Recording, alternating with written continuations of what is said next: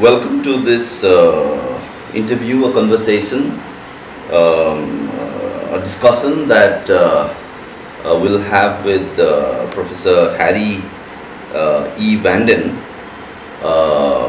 Harry, as you've started calling him now, is a professor of political science in the University of South Florida. But more than that, we know him as someone who is very close to the social movements, radical movements, and other political movements in Latin America, and possibly maybe even in the US. And Harry has written many books, many articles on the struggle in Latin America. And it's such a pleasure to have Harry here with us today. He has been visiting a number of places in India. He went to Mumbai, Calcutta, and maybe a few other places. And now this is the last part of his visit. So we so often hear about social movements in the US. In Europe, we also know a lot about the theoretical left traditions, that you see in the West, and it's very interesting how there's a trend in India, maybe it's a trend in other non-Western countries as well, where we always are critiquing, at least if you're on the left, you're critiquing the West, and as you would know, India is a country known for its subaltern studies and post-colonial studies, and always critiquing Eurocentrism. And there is, of course, this famous book written by the Indian, social scientist. It's called "Provincializing Europe." So what we have is this critiquing Europe, but somehow we do not actually, if we are really critiquing Europe, we do not really take Africa or Latin America seriously, which is what we should be doing. So it looks like there's a kind of a fixation with Europe, even in critiquing it. So that's where I think that talking about Latin America, the movements there is extremely important for us here, not only because we had a common experience of colonialism and all of that, but also in terms of the debates that are there within the left. It seems so pertinent for us. So because of that, we really take this very seriously here. And one of the reasons we want to have this conversation with you is that it reaches out to a lot of people on the left here who know general things about Venezuela and Argentina and Bolivia and the struggles that are happening there, but we do not really know what are the debates among the comrades there. So I welcome you, Harry, to this conversation, to this interview. Maybe if you want to start with some, beginning with some comments from you. Sure. Well, thank you, Saroj, for having me here, and it's a real pleasure to be with you, to talk to your film crew and your public, and to talk about perhaps similar events in Latin America. The Cubans in particular were very good about convening what they call the tricontinental, or the tricontinental organization. I think it's terribly important to have communication from different countries, but even different places, different continents and subcontinents within the global South. So much of the news is filtered through Europe or North America, and they do indeed filter it, so one does not find out many things that people need to know in their respective parts of the global South. I strongly believe that there are many commonalities, and I think that it's terribly important that all of us who are interested in Latin America, in the Indian subcontinent, in the global South, study the diversity of experiences that exist in so many countries. See how the different countries are reacting to this forced neoliberal agenda that the Washington Consensus, World Bank, International Monetary Fund, U.S. State Department is trying to foist on the world to pave the way for large capitalist corporations to incorporate and indeed devour whole segments of the global south? Let me start with one question to you, and this has a very specific focus on maybe the question of strategy and tactics of revolutionary change. Now, in India, within last section of the Marxist left, there's this entire question about the question of democracy in India, and that is tied up with the question of how do you actually make a revolution in a country like India, which has such a functioning democracy, if not a real, robust kind of a democracy. And here, from Latin America, we hear about, say, Che Guevara, or we hear about all the armed struggle movements. And then there's a kind of a void in between, and then we just hear about the movements like the World Social Forum and the movements in Argentina in 2001, and then the participatory budget, and then the indigenous movements in Bolivia and all of that. So in a way we have this very, very confused picture that arrives here. On the one hand is armed struggle, which is supposed to be vertical and top down and all of that. And on the other hand, we have this picture of these horizontalist movements there. It's all grassroots and participatory and all of that. So my question to you is, this debate, because it is pertinent in India as well, where there's an armed struggle going on, and people have often asked this question, whether armed struggle is perhaps successful only in countries which has dictatorships, like in Cuba, like in so many other countries, that where you had armed struggles there, but it was not a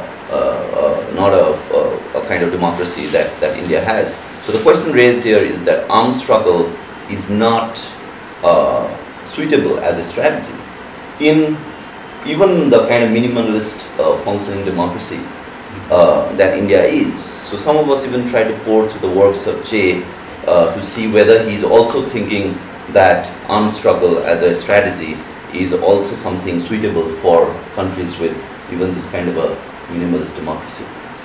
Certainly. I think the question of how to develop democracy is terribly important, but I think one has to very carefully evaluate the suitability of armed struggle.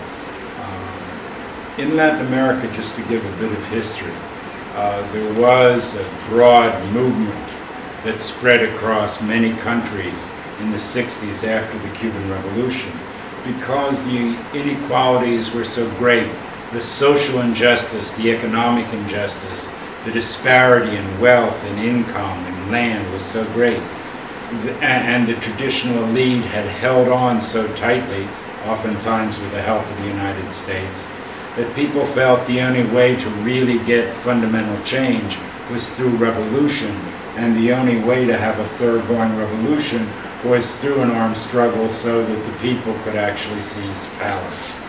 And they did that in a variety of different countries, but unfortunately, two things occurred. Firstly, they oftentimes did not link it sufficiently closely to national reality. The Sandinistas did in Nicaragua and the FARC did in Colombia. The other thing that occurred was the United States started pushing the idea of counterinsurgency in the national security state. The United States even allowed and sometimes facilitated these very brutal dictatorships that so violently and so repressively tamped down the people, which caused innumerable murders, killings. 200,000 people die in Guatemala from the onset of a military dictatorship after a coup in 1954 to the peace accords in 1996. 70,000 people die in the civil war in El Salvador, which was one of the more successful. So one has to look at armed struggle very carefully. What happened was, after confronting so many states, and of course we have a major confrontation in Peru with Shining Path as well, which actually almost did overthrow the state in the early 90s. But after this long period, with the demise of the Soviet Union, people started to talk about the need to reestablish democracy. So from the 80s and 90s on, you have a democratization in Latin America, and you have a shrinking of the repressive state. People felt they no longer had to repress these social movements because communism and Marxism had been discredited and were no longer viable. So the United States, the World Bank, the International Monetary Fund starts talking about freedom of election, freedom of political expression, and of course free markets. And indeed this is what happens, and for a while the Latin American states are ready to go down a neoliberal economic path with all of that which is implied. And they experimented with this in the 80s and the 90s, and generally it was terribly unsuccessful. The only place to have a little bit of success was Chile, and even there the social democratic governments had to ameliorate some of the worst aspects of it when they came back in power in 1990. And so we go from a period where there were numerous armed struggles and some success in Nicaragua with the Sandinistas, limited success with the FARC in Colombia, and some success, but only for a while, with Shining Path in Peru.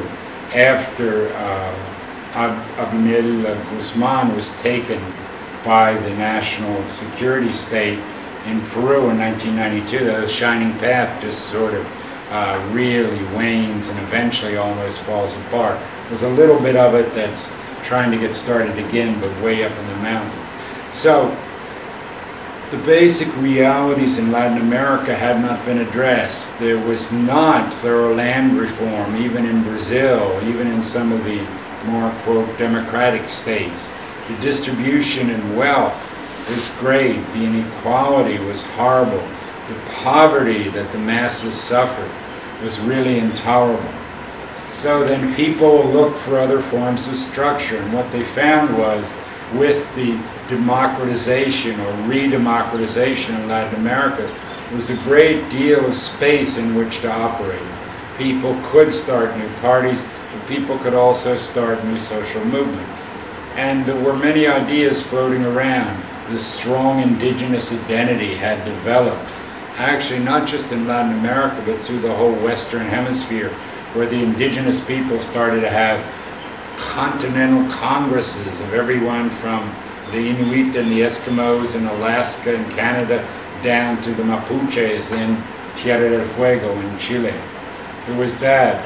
There was this is around the 70s, the rise of... Well, starting in the 70s, but yeah, developing stronger in the 80s and continuing into the 90s. And so these different indigenous social movements from Latin America and different tribal groups start going to these and start comparing notes and realize just how disastrous this colonial regime and post-colonial regime has been, and want then to change the power structure. As they said in Bolivia, they want to look for a mechanism to retake national sovereignty and so they start to mobilize.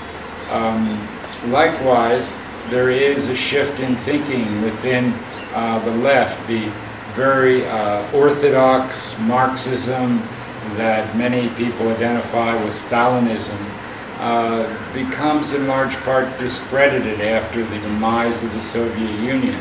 And so people have to start searching for a new reality.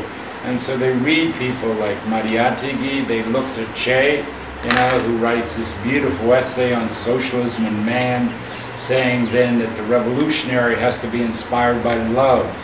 Love for the people, love for making things better. So it's a much more humanistic approach.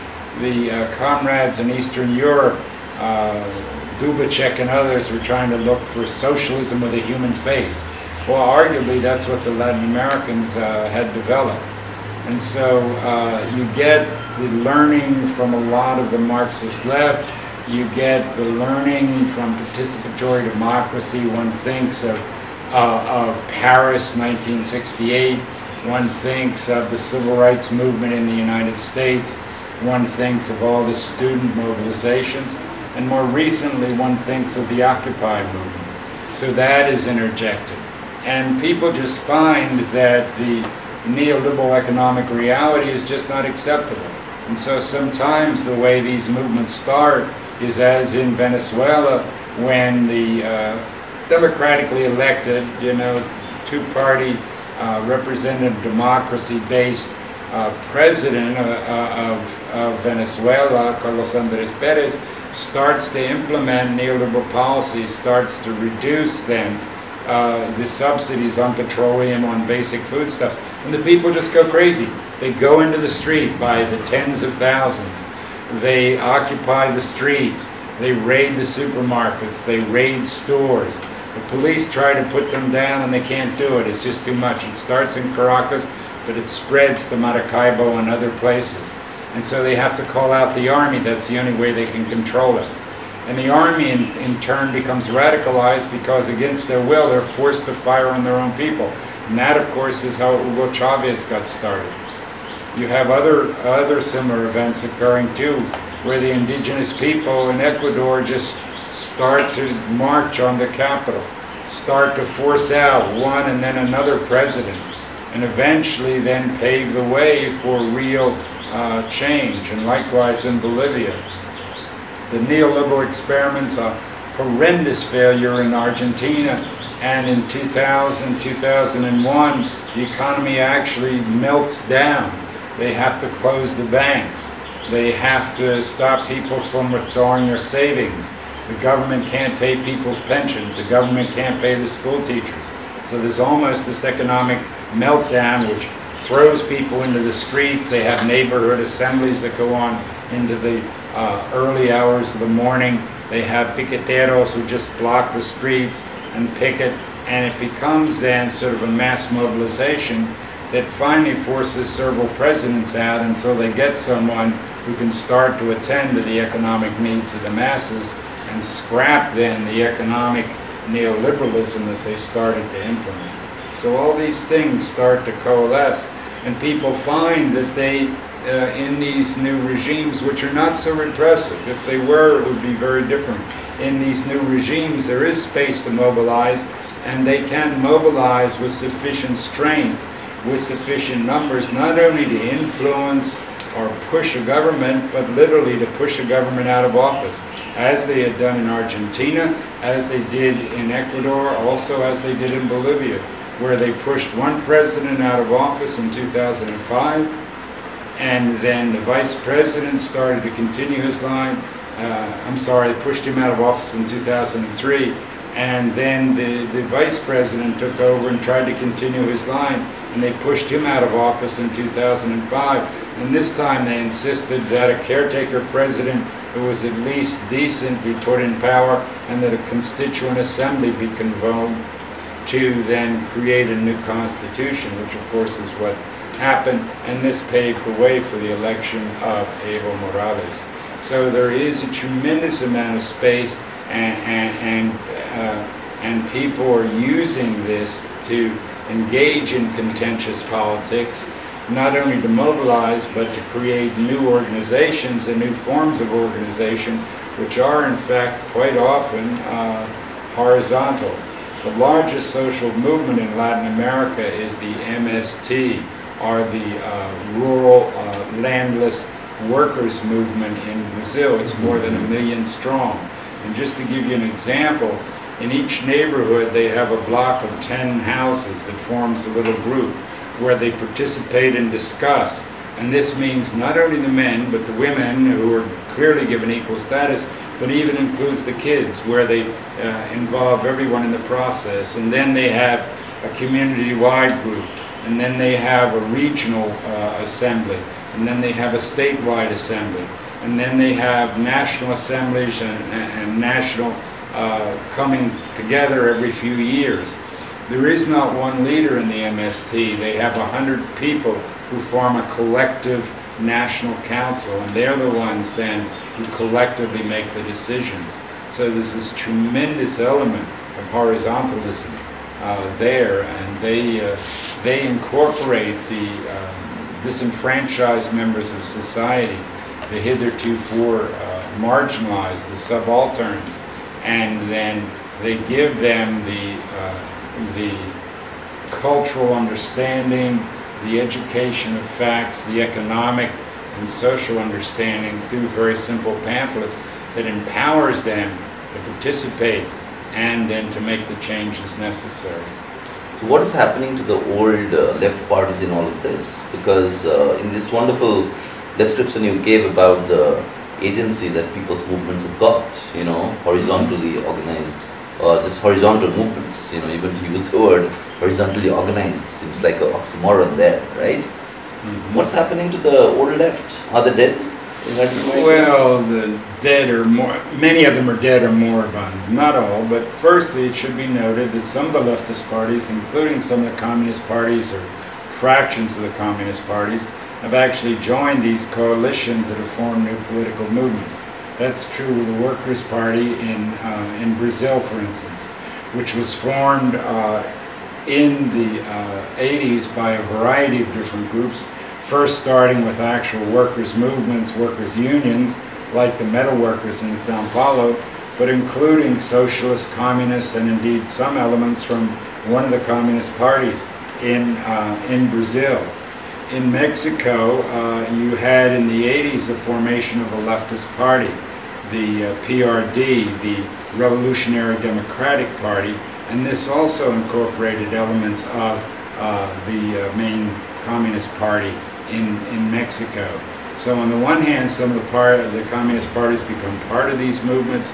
We have in Uruguay this fascinating example of what they call the Frente Amplio, or the Broad Front, where you have, you know, some of the old leftist parties, you have even remnants of the main guerrilla group in Uruguay, the Tucumaros, who become part of the party, part of this movement. And in fact, the current president of Uruguay, Mujica, was a former Tucumaro guerrilla, and he's very clear in his socialist orientation and in his popular orientation.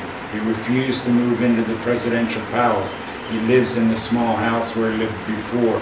He gives back a substantial part of his salary just to show that, you know, the government should serve the people and that dedicated people can live on less and don't need a bourgeois lifestyle. So there are all those things that go on as well. Now, some of the traditional parties have held on, but generally speaking, they're not getting too much play. People become much more interested in the social movements. And of course, many of the communist parties are much weakened too, particularly after the post-Soviet line that the Communist Party took in the former Soviet Union, now in Russia, and particularly after the Chinese are engaging in really state capitalist growth and ideas that are not so consistent with what most of us understand as socialism. Mm-hmm. But to me, it looks like you know, the demise of the older communist parties. Of course, that's a story which already begun in the 60s and 70s, right? Mm-hmm. In Latin America, already you had people like Che and Castro and the whole swath of you know. Revolutionary movements who actually challenged the party. Yeah, challenged. Said you needed a revolution. That's right. Revolution. Yeah, so they already did that. Something which was also taking place in India around the same time, where from the main Communist Party, you know, the revolutionaries came out. Interestingly, though, in the Indian case, they did not distance themselves from the Communist Party tradition as such. You know, they would do armed struggle, but within the, but as a Communist Party. You know, even though they would reject revisionism and all of that. Now here, Latin America seems slightly different. And just in passing here, though, you know, something maybe we can take it later also, where it looks like in Latin America you had this, at least in the 60s and 70s armed struggles, you know, you had this band of revolutionaries and they're mostly highly educated urban guys, right? Somehow in India, the armed struggle never took that kind of a thing. It was quite, it is not just that you go to the rural areas, but it had a more of a rural base, you know, basically carrying on with the work of the Communist Party, the earlier Communist Party in the rural areas. It is not like you go and do a, you know, implant that Foucault thing, right?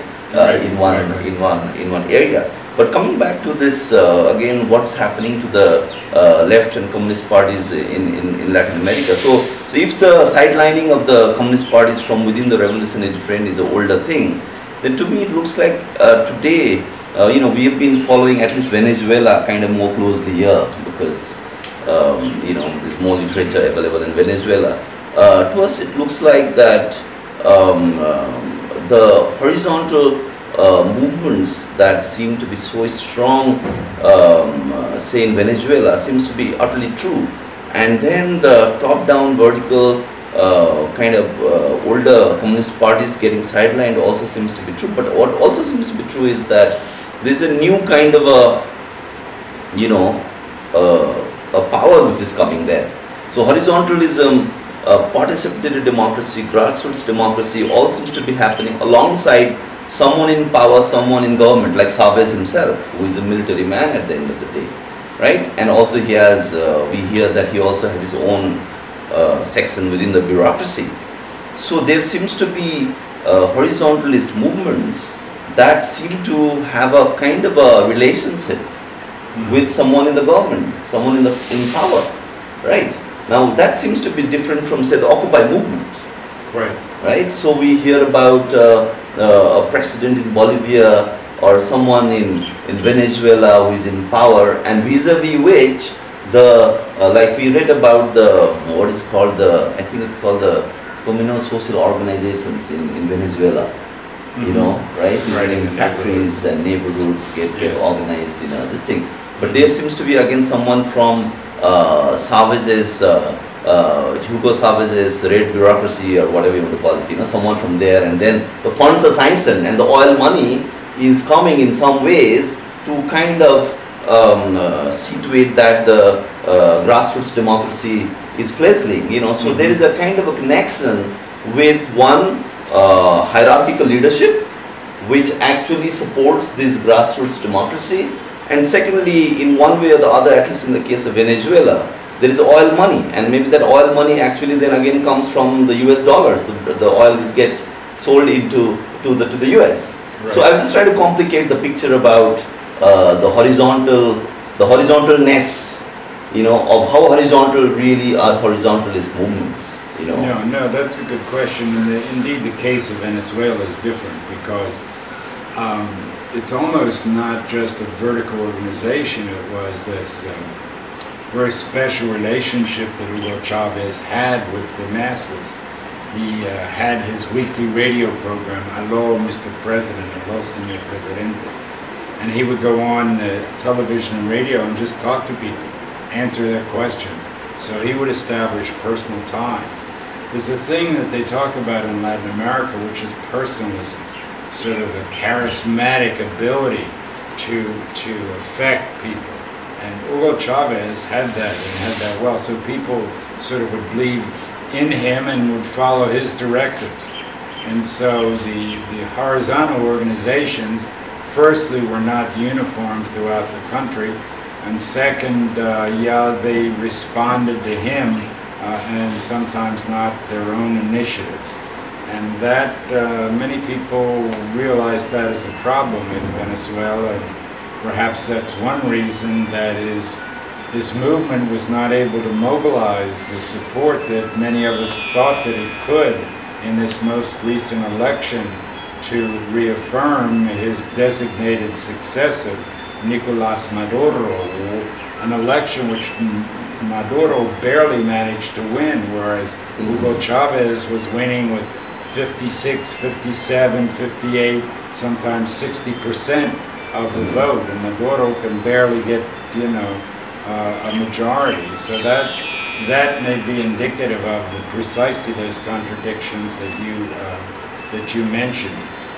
In Bolivia, the new government there has actually tried to incorporate the social movement. They have a vice ministry of social movements, and they try to directly go to the people. But nonetheless, Evo Morales and his government have certain objectives, and they want to lead the social movements and do things they think are necessary. In 2010, they wanted to increase the cost of petroleum because it was subsidized and it was so cheap in Bolivia that people were actually sending petroleum over the border, smuggling petroleum over the border to other countries to sell it there because it was so much cheaper. And so they tried to raise the price of petroleum and the prices on a few other products, and the people just went in the streets and demonstrated vigorously and forced them to rescind, to stop that policy. So there is this ability to mobilize when you have strong, particularly autonomous social organizations. It remains to be seen in the case of Venezuela just how autonomous these Bolivarian circles and these neighborhood and factory organizations were. They may have been a little bit subordinate to the government. Their autonomy may not have been as strong as it could have been.